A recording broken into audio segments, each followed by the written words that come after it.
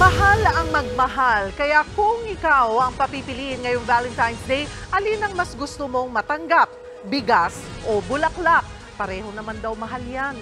Nasa frontline ng balitang yan, si Shaila Francisco. Maging praktikal, bigas at huwag bulaklak ang ipangregalo sa inyong mga minamahal. Mungkahi yan ang Department of Agriculture kahapon. Huwag na yung flowers kasi hindi makain yon.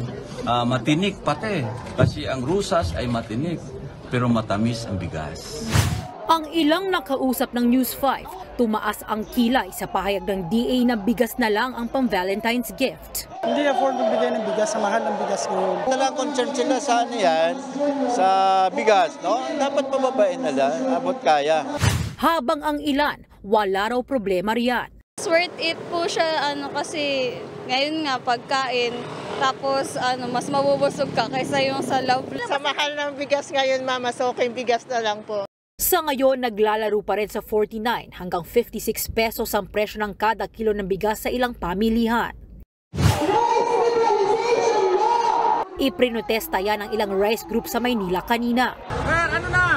Kahit ilang beses hinarang ng mga pulis, tuloy sila sa rally. Sigaw nila, ibasura na ang rice liberalization law na ugat ng taas presyo sa bigas. Ayon sa grupong Bantay Bigas, mula kasi nang ipatupad ang batas noong 2019, pansamantala lang nitong napababa ang presyo.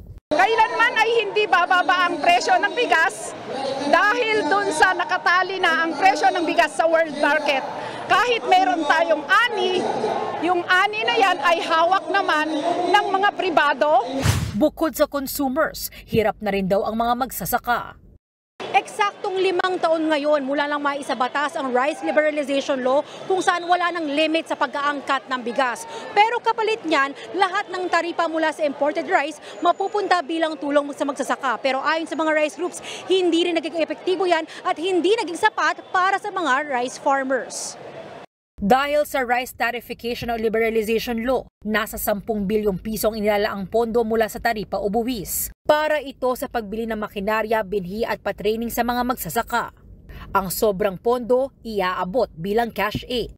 Giit ng Bantay Bigas, di lahat ng magsasaka naaambunan yan. Pero para sa Samahang Industriya ng Agrikultura o SINAG, di ang batas ang problema sa taas presyo at kapos na tulong sa mga nagtatanim. Ang posibleng issue raw ay nasa pagpapatupad ng batas na pwede namang plansyahin. Kasi pag tinanggal mo, what would happen? So wala na makukuha ang pera ang rice sector. Kung walang RTN, nagkaroon ba tayo ng mga maraming machineries, nakakabigay ba ng mga binhi sa farmers? Wala pang sagot ang DA kaugnay nito.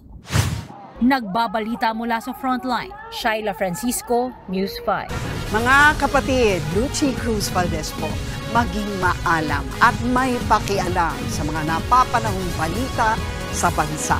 Tumutok at mag-subscribe sa News 5 social media pages.